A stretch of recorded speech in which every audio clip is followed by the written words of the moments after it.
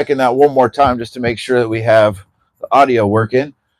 But we were just talking about 10 tips for changing your season, going through a couple of these different things that you can do to put yourself back in the driver's seat when things are not the way that you want them to be. And light from the audio team in the back. I'm getting a yellow light, so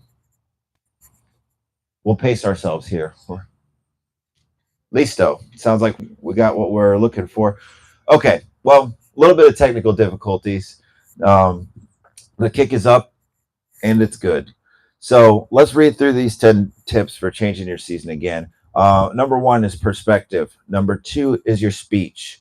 Number 3, sowing. Number 4, the favor. Number 5, appreciation. Number 6, focus. Number 7, effort. Number 8 is belief. Number 9 is actions. And number 10, if I was to add another one, I would add prayer, absolutely, because prayer was something that we hadn't had in there before. But I think that that's a good one that we could use to change our season. So we were talking a minute about perspective, because perspective is something that we can do in an afternoon. It's something we can do quickly and easily to overcome our season, or to get at least, we're not going to put any effort into changing things or putting effort or action into turning things around if we don't believe that our efforts even going to be worthwhile. And I know that I've gotten that way before. Speech, having a confession about your situation and not allowing the situation to dictate the way that you talk about it. And like an example of that would be, if you feel bad, then don't say, "Oh, I feel so bad," because you're just giving more power to not feeling good. And this works in every area of your life. If you feel like, I'm so broke, well, by all means, do not say that. Do not be like, "Oh my gosh, like I can never get a break, and things never seem to work out for me, and I never seem to have enough money, and blah blah blah." Don't say that stuff. Even if it's true, like, that's important. Even if it's true, do not say it, and make sure that you have a way of finding out if you're saying that stuff unconsciously, because that's what I found, was that I would say a lot of those things and I didn't realize I was saying them. Sowing precedes reaping. And we're not just talking about money here, but sowing money is definitely part of it. If you want God to be involved in your finances, if you don't want God to be involved in your finances, then don't worry about sowing money, because it's clearly not that important. But like, when I've been in a season of abundance, sowing money was easy, but sowing time was hard. So there's other seed that's not money, and really those are the more precious seeds. Those are the seeds that have a greater harvest, the ones that are more precious, the seeds that you don't want to sow. I've been in situations where I say, man, if only I could just sow a little bit of money into this particular situation and it would be resolved. But that was not the case. So number 4, favor. Our favor comes as a result of our effort. You got to give God something to work with. And this is the one I want to kind of hang out on just for a second, because we were talking about this a bit yesterday, about the importance of taking action. And we were kind of going over this at the end of the day. But putting action in is the only way to see the results. When we were talking yesterday, we were talking about creating goals and creating measurable and attainable goals and creating a plan to accomplishing those goals. But unfortunately, those plans aren't going to do us any good without taking action. So we have to have action in order to accomplish our goals. And God's favor is ready and available. But if we're not taking any action, if we're sitting on the couch for things to change, well, we're going to be waiting a long time. So God's favor needs something to mix with, something to, like, we need to start moving in the direction. I'll give you a great example of this. I'm in sales, and a lot of times, I'll be like working on sales stuff, making cold calls and writing proposals and following up with clients and different things. And I won't have anybody call me for a while, but then as soon as I start sending out emails and start sending out cold calls and different things, and start putting my energy towards those things, then all of a sudden, out of the blue, a customer that I wasn't even contacting will reach out to me and ask me to provide them a proposal, or they'll come back and they'll accept a proposal that I had submitted 6, 9, 12 months ago. So that's just an example of the favor. That's how the favor works, is when you start moving in this direction, maybe I'm not even moving in the right direction, or maybe I'm not following up with the right people, but just the fact that I'm putting that effort into it, then the Lord is going to send his favor. In Deuteronomy 28, it talks about, there's a promise there about how we can get our favor, how we can accomplish, um, how we can gain access to God's supernatural favor in every area of our life. It talks about being blessed going in and blessed coming out. And the way that you do that is you follow the word. It says, if you read and meditate the word day and night, and you're careful to do what it says, then you don't look to the left or to the right. And then it goes through all these different things. But it says you got to follow God's commands. So if we don't know what God's commands are, it's going to be real hard to follow them.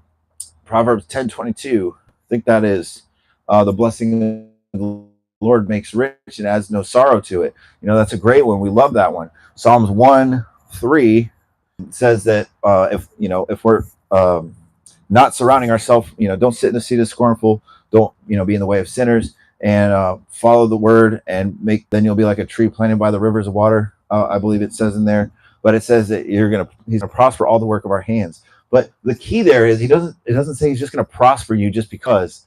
He prospers the work of your hands. Next one is appreciation. That was something that was a real tough one for me to swallow, because I felt like I was a very grateful person because I was constantly confessing my gratitude to the Lord. But when I actually looked at my behavior, I was behaving as somebody who really appreciated what I had. I was behaving as somebody who could never get enough, who always wanted more. And it was a miracle that we got into our house that we were in, because the place that we were living before was like a little shoebox. It was a little 500 square foot. The living room, the kitchen, the entry, like it was all one big room, and it had one bedroom, one little bathroom, and it was just a tiny little place. And it was a miracle that place, because it was very good to us, but we needed more space, and we just didn't really have that much money. But the Lord was able to provide a path for us to be able to buy a house with basically no money down. And this house was like, a gigantic house with a big yard for us. And it was, compared to where we were coming from, it was a mansion. And it had like 3 bedrooms, so we could each have an office. And it was a miracle that we were able to get into this place. But as soon as we get in there, after maybe a year or two goes by, then we're like, I start looking at other houses saying, okay, I'm ready for a bigger house with a bigger yard, with a better location, and this and that. And I just found myself being ungrateful and not appreciating, what a blessing that place really was, and like how supernatural it was that we were able to get into that place in the first place. So that's something that I've been really trying to analyze my behavior in a lot of different areas and say, am I appreciating what I have? Focus. Focus is a key. There's no accidents in our lives if we are focusing on lack, and we are focusing on what is missing and what is broken. All we're going to be able to see is what is missing and what is broken. We have to have focus on the right things.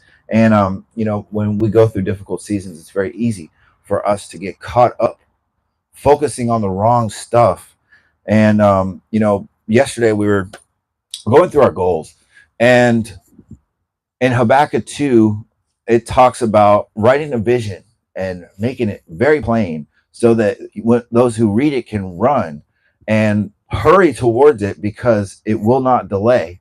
And so focusing on our goals is a really great thing. If you aim at nothing, you hit it every time. And so when we focus on our goals, we actually are saying, this is where we want to go. What's it going to take to get there? And then we can focus on making those, taking those actions. The number 7 one was effort. How serious are we? Our actions tell the story about how serious we are. And if we're not making any effort towards our goals, I'll go back to the guitar example. I'm trying to learn this guitar method. It's called sweep picking. And you're basically playing arpeggios, which are like do do do do do do do do do. So you're playing these arpeggios with your one hand, but you're playing it so fast that this hand just sweeps up and down while you're going crazy on it. But it takes a lot of practice, a lot of dexterity, and a lot of effort. And it's like, I want to learn this skill, I want to develop this skill, but am I taking 30 minutes to an hour every day of practicing these arpeggios to be able to get that dexterity? Well, absolutely not. So clearly, this isn't important to me because my actions are telling the story that I'm putting zero effort into this. Now, am I really putting zero effort? No. But am I putting 100% effort? Absolutely not. Am I putting 50% effort? Absolutely not.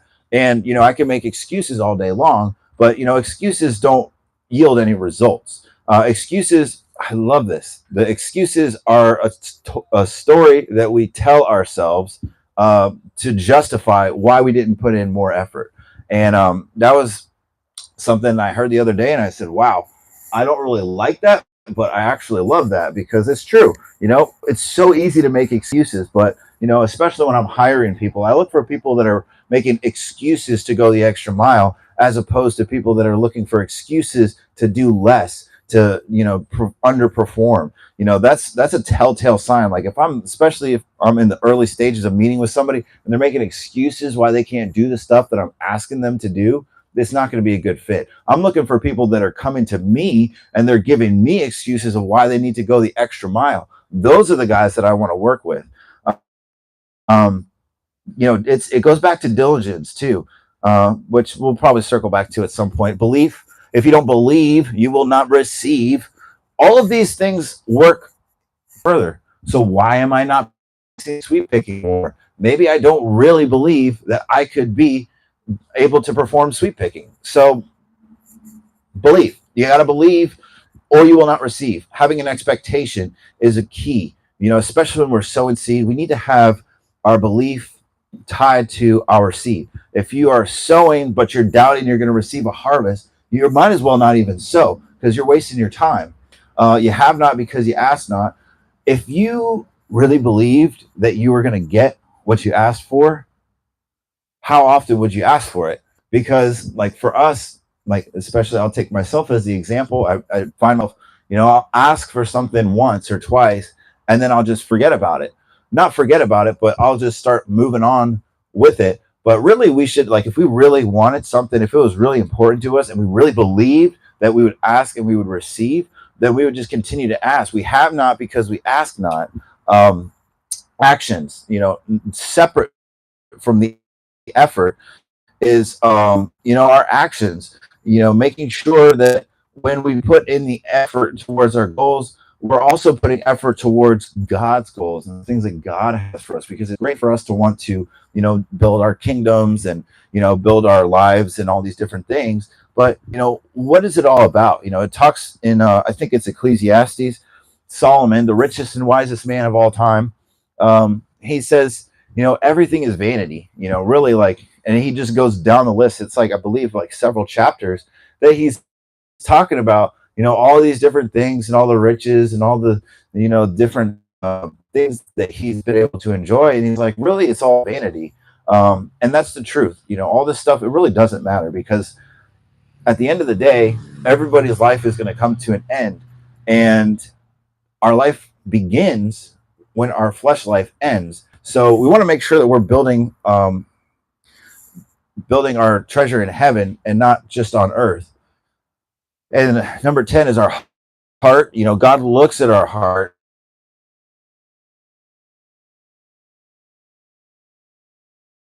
for us to have a heart, begin to demonstrate to God that you care more about others than you care about yourself, which, let's be honest, none of us care more about anybody else besides ourselves. Like, we all care about ourselves more. But, the more that we begin to turn our heart over to God and the more that we begin to submit ourselves under him, the more he begins to change us to where maybe we care more about ourselves, but we also care more about, giving to others and putting others first and serving others. And some people that I know are just true.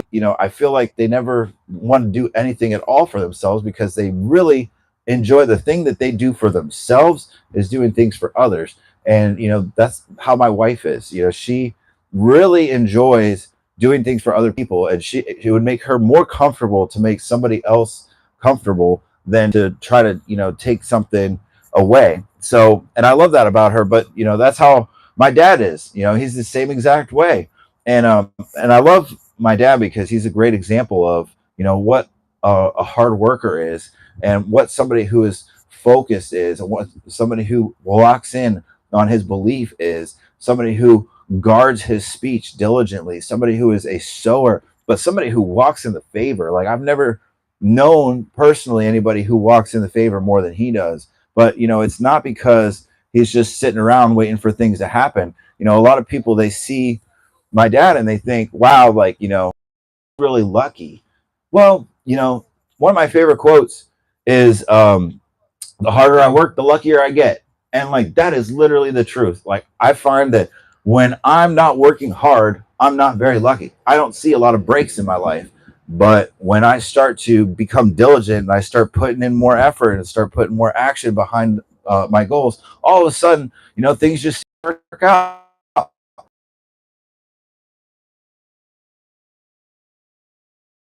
So I go to do a site visit at this job that we have, and I see another house right across there's like a little canal. It's like right across the canal. They're building another house. So, I go over there, and I take a picture of the